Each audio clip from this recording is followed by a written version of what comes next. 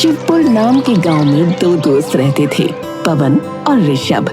दोनों में ऐसी घनिष्ठ मित्रता थी कि देखने वालों को यकीन नहीं होता था। वो ऐसे थे कि एक दूसरे के लिए जान भी दे सकते थे। हाँ भाई, कहाँ घूम रहे हो तुम दोनों? आपको क्यों जलन हो रही है मुखिया जी? अरे मुझे क्यों जलन होगी भला? जलन तो होगी, आपका ऐसा कोई दोस्त जो नहीं है। बड़ा घमंड है ना तुम दोनों को अपनी दोस्ती का। कहीं ऐसा ना हो कि ये दोस्ती टूट जाए। ए मुखिया, हद में रहकर बात कर, समझा? फालतू में हमारी दोस्ती को नजर मत लगा। लेकिन नजर तो लग चुकी थी। कुछ समय बाद ऋषभ को शहर जाना पड़ा क्योंकि उसका पूरा परिवार शहर शिफ्ट हो गया था। ऋषभ के गांव छोड़कर जाते समय पवन से इतनी हिम्मत भी नहीं हुई कि वो उसे रेलवे स्टेशन तक छोड़ने जा सके। चल पवन, चल रहा है स्टेशन? नहीं यार, मैं वहां नहीं आऊंगा। मैं तुझे जाते हुए नहीं देख सकता रे। तुम मुझे यहीं से बाय बोल दे। अब ठीक है, सच कहूं तो मेरा तो जाने का मन ही नहीं कर रहा है, पर क्या करूं, शायद किस्मत यही है। आखिरकार दोनों बिछड़ गए। ऋषभ चला गया और पवन गांव में अकेला रह गया। समय गुजरा और पवन की भी शादी हो गई। उसने मीरा नाम की लड़की से शादी की, जिससे उसे यश नाम का एक बेटा हुआ। अब पवन मजदूरी करके अपना घर चलाता था। वो एक छोटे से कच्चे घर में रहता था। माँ, आज खाने में क्या बना रही हो? आज तो तेरे लिए खास चीज बनी है, आलू की सूखी सब्जी और रोटी। अरे वाह, भोला भंडारी की कृपा से आज तो खूब दावत होगी। हर हर महादेव। अरे भोले के भक्त, अब तक तो तुम्हारी दावत दूध रोटी से ही होती थी रे। और नहीं तो क्या, जब देखो सिर्फ हर हर महादेव। अरे महादेव ने खुद मेहनत का संदेश दिया है, लेकिन कुछ लोग तो बस नारे लगाना जानते हैं, कमाना नहीं।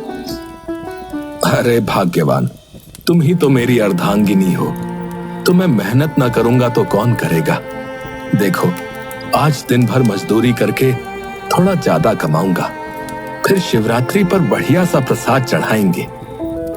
सच पापा, इस बार तो भोलेनाथ को खूब सारा गुड़ और भांग का प्रसाद चढ़ाएंगे।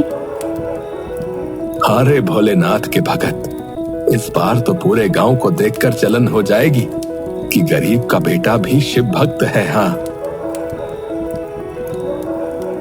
पवन ने जल्दी जल्दी रोटी खत्म की, फिर अपने पुराने गमछे से हाथ पोंछे और मीरा से विदा लेकर घर से निकल पड़ा।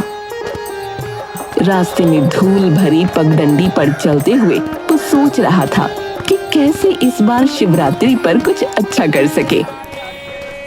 तभी सामने से मुखिया जी आते दिखे, जो हमेशा उसे नीचा दिखाने का कोई न कोई बहाना ढूंढते रहते थे।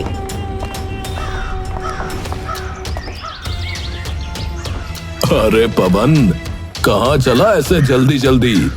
कहीं शहर तो नहीं भाग रहा अपने दोस्त के पास? मुखिया जी, मेरा दोस्त मुझसे दूर गया है, पर दिल से नहीं निकला है। और फिर मैं क्यों भागूंगा शहर? अरे मेरे भगवान भोलेनाथ तो गांव में ही हैं। भोलेनाथ की तो बहुत भक्ति करता है रे तू, लेकिन क्या फायदा, तेरे भोलेनाथ ने भी तेरी हालत नहीं सुधारी और ना ही तेरा दोस्त लौटा। दूर होने का मतलब ये नहीं कि वो मुझे भूल गया। दोस्ती का रिश्ता इतना कमजोर नहीं होता मुखिया, समझे? अच्छा, तो क्यों नहीं आया एक बार भी तुझसे मिलने? बोल। लगता है तुझे कब का भूल चुका है। वहां शहर में मौज कर रहा होगा और तू यहाँ मिट्टी में लथपथ है। देख देख मुखिया, मेरी दोस्ती को लेकर ज्यादा मत बोल, समझा? तू हमारी दोस्ती को नहीं समझ सकता, क्योंकि दोस्ती सिर्फ उन लोगों के लिए होती है जिनके पास दिल होता है, तेरे जैसे मतलबियों के लिए नहीं। अच्छा अच्छा, मैं तो बस यूं ही पूछ रहा था, तू तो वैसे ही दिल में ला गया। अच्छा चल जा, मेहनत कर मेहनत, ताकि कम से कम इस बार शिवरात्रि पर तेरे द्वारा भोलेनाथ को वो सड़ा हुआ गुड़ ना चढ़ जाए।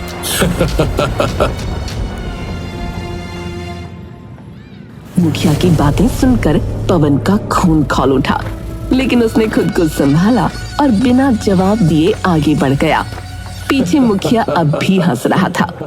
पवन का जीवन वैसे ही कट रहा था। शिवपुर गांव में शिवरात्रि की तैयारियां जोरों पर थी। पवन भी हर साल की तरह इस बार भी शिवरात्रि पर विशेष पूजा करने के लिए मन ही मन तैयारी कर रहा था। इसी बीच एक सुबह उसके दरवाजे पर अचानक दस्तक हुई। इस वक्त कौन आ गया?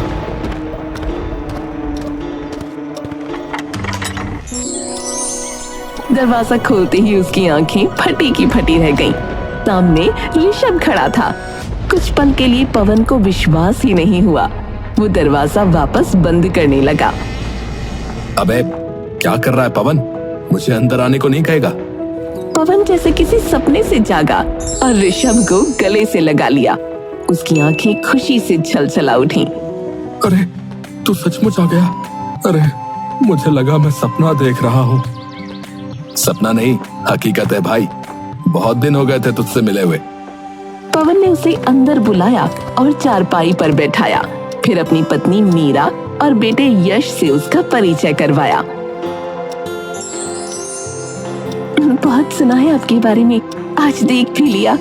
पवन तो दिन रात आपकी बातें करते हैं। हाँ चाचू, पापा कहते हैं कि आप उनके सबसे अच्छे दोस्त हैं। और मैं भी कहता हूँ कि पवन मेरा सबसे अच्छा दोस्त है। परिवार से मिलकर ऋषभ बहुत खुश हुआ, लेकिन पवन के घर की हालत देखकर उसके दिल को गहरा धक्का लगा। अच्छा ये बता, तू क्या कर रहा है आजकल? अरे यार, मैं एक बड़ी कंपनी में ना काम करता हूँ। अच्छी खासी सैलरी है, सब बढ़िया चल रहा है। जय हो भोलेनाथ, मेरा दोस्त तो बड़ा आदमी बन गया। मुझे तुझ पर गर्व है भाई। पवन तो दोस्त की तरक्की की बात सुनकर खुश था, लेकिन ऋषभ का मन भारी हो गया। वो सोचने लगा कि उसका दोस्त इतनी गरीबी में जी रहा है और उसने खुद इतनी ऊंचाइयां छू ली हैं। वो पवन की मदद करना चाहता था, इसलिए उसने अपनी जेब से कुछ पैसे निकाले और पवन की ओर बढ़ाए।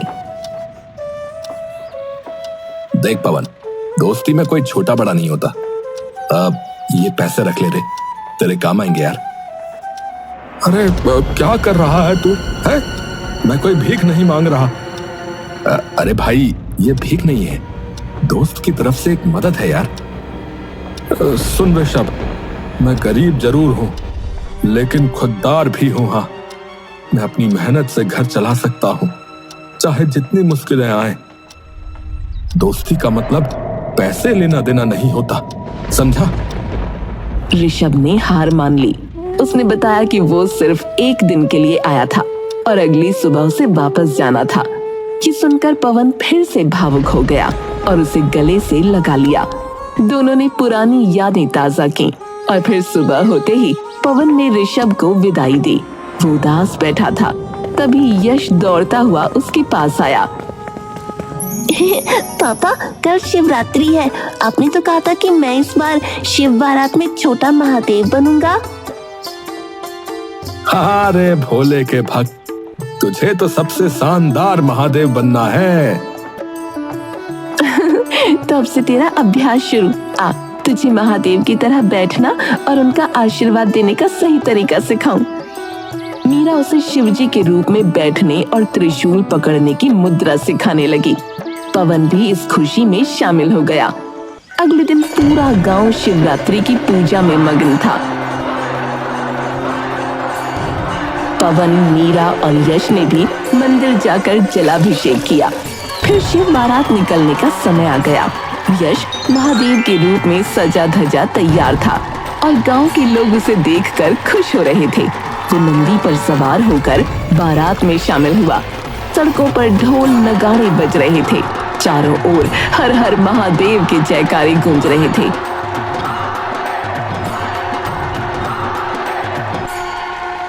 हमारा यश कितना प्यारा लग रहा है। सच में एकदम महादेव का स्वरूप। बारात धूमधाम से निकली और सकुशल संपन्न हो गई। लेकिन जब यश लौटा तो उसके हाथ में कई उपहार और काफी सारे पैसे थे। ये कहाँ से आए बेटा? पापा, ये तो मुझे शिव बारात में महादेव बनने के लिए उपहार में मिले हैं। लेकिन ऐसा तो कभी नहीं हुआ। हाँ, इससे पहले किसी भी बच्चे को इतना कुछ नहीं मिला। ये कैसे हुआ? पवन और मीरा के चेहरे पर उलझन साफ दिख रही थी। मीरा ने धीरे से पूछा, यश, हमें सच सच बताओ, तुम्हें ये पैसे किसने दिए? मुझे तो शिवजी ने दिए। शिवजी? बेटा, ये क्या कह रहे हो? माँ, मैं झूठ नहीं बोल रहा। जब मैं बारात में नाच रहा था तभी शिवजी मेरे पास आए। उन्होंने मेरा सिर सहलाया और कहा, तू बहुत अच्छा बच्चा है, ये ले तेरे लिए आशीर्वाद। और फिर ये सब चीजें और पैसे देकर चले गए। पवन और मीरा ने एक दूसरे की तरफ देखा। अब तो मामला और भी पेचीदा हो गया था। हमें जाकर मुखिया जी से बात करनी होगी। उन्होंने ही शिव बारात का पूरा आयोजन किया था। शायद वो कुछ बता सके। हाँ, चलो चलो। वो दोनों भागते भागते मुखिया जी के पास पहुंचे। मुखिया जी, क्या बारात में किसी को कोई इनाम दिया गया था? हाँ, बस लड्डू बांटे गए थे। बस लड्डू? कुछ पैसे भी दिए गए क्या? अरे कोई पैसे या उपहार नहीं दिए गए, और ना मैं दे पाऊंगा। मैंने पहले ही बता दिया था कि। अच्छा अच्छा, ठीक है, हम पैसे मांगने नहीं आए हैं। बस इतना बताइए कि शिव कौन बना था? लल्लन। हाँ, लल्लन शिव बना था। पवन और मीरा तेजी से लल्लन के पास पहुंचे। लल्लन, तुमने मेरे बेटे को इतने पैसे क्यों दिए रे? लल्लन चौंक गया और बोला, अरे भैया, मैंने कुछ नहीं दिया। लेकिन मेरे बेटे ने तो कहा कि शिवजी ने उसे ये पैसे दिए, और शिवजी तो तुम ही बने थे ना? नहीं भैया, मैं शिवजी बनने वाला था, लेकिन ऐन मौके पर कोई और बन गया। उसने मुझे कुछ पैसे दिए और कहा कि उसे शिवजी बनने दो, तो मैंने हामी भर दी भैया। कौन था वो? भैया पता नहीं कौन था अब। अरे नाम तो पूछा होगा। भैया पूछना भूल गया रहा। तभी अचानक लल्लन ने एक तरफ इशारा किया और बोला, अरे देखिए, वही है जो शिवजी बना था। पवन ने पलटकर देखा तो उसके पैरों तले जमीन खिसक गई। वहां ऋषभ खड़ा था। पवन गुस्से में उबल पड़ा और भागता हुआ ऋषभ के पास पहुंचा। तुमने ये क्यों किया? मैंने साफ मना किया था कि मुझे कोई दान खैरात नहीं चाहिए। देखो, मेरी गरीबी का मजाक मत बनाओ ऋषभ। ये मजाक नहीं था, दोस्ती थी। मैं सिर्फ तुम्हारी मदद करना चाहता था।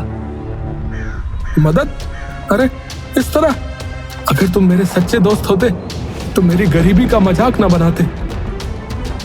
तो बताओ, तुम्हें क्या चाहिए? अपनी गरीबी को गले लगा कर रखना या उसे दूर करने का कोई तरीका ढूंढना? पवन ये सही कह रहा है, तुम्हें इसे गलत नजरिए से नहीं देखना चाहिए। पवन कुछ सोचने लगा, फिर बोला, ऋषभ, मैं अपनी मेहनत से अपनी हालत सुधारना चाहता हूँ और मेरे पास एक बेहतरीन बिजनेस आइडिया है। बोल, क्या आइडिया है? हमारे गांव में हर दिन लोग शहर जाकर दूध बेचते हैं, लेकिन वहां जो है अच्छा दाम नहीं मिलता। मैं यहाँ एक डेयरी खोलूंगा जहां दूध, दही, पनीर और घी बनाया जाएगा।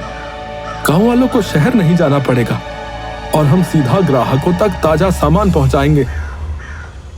अरे वाह, ये तो शानदार आइडिया है, लेकिन इसे शुरू करने के लिए पैसे चाहिए होंगे और तुम तो मेरी मदद लोगे नहीं।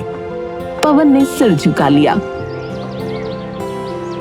ठीक है, तुम भीख नहीं लोगे, लेकिन क्या कर्ज लोगे? कर्ज?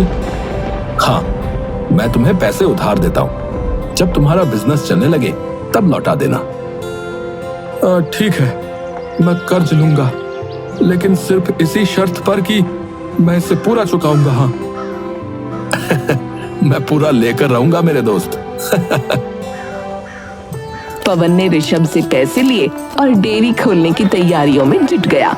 गांव के कई लोग उसके साथ आ गए। देखते ही देखते उसकी डेयरी मशहूर हो गई। कुछ महीनों बाद पवन ने ऋषभ को पैसे वापस करने के लिए फोन लगाया। तुम्हारी वजह से मेरा काम बहुत चल गया यार, बहुत बहुत धन्यवाद। अब जो है अपने पैसे वापस ले लो यार। मेरे पैसे? पर तुमने पैसे लिए ही कहाँ थे? उसके बाद मैं तो चला गया था। अरे तुम भूल गए क्या? तुम शिवजी बने थे यार, और तुमने मेरे बेटे को पैसे दिए थे। और फिर अरे यार तुम्हें कोई गलतफहमी हुई है, मैं उसी दिन लौट गया था।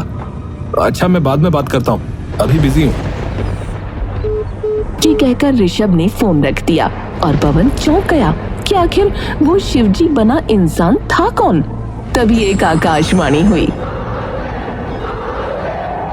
वो स्वयं हम थे पवन, तुम्हारी भक्ति से प्रसन्न होकर हम तुम्हारी सहायता के लिए आए थे। सदा प्रसन्न रहो वत्स।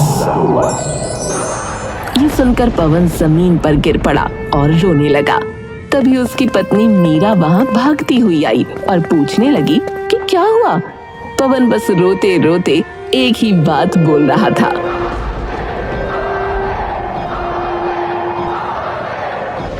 अरे अरे जय भोलेनाथ, जय भोलेनाथ, हर हर महादेव।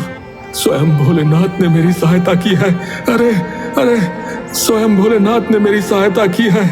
स्वयं भोलेनाथ ने मेरी सहायता की है।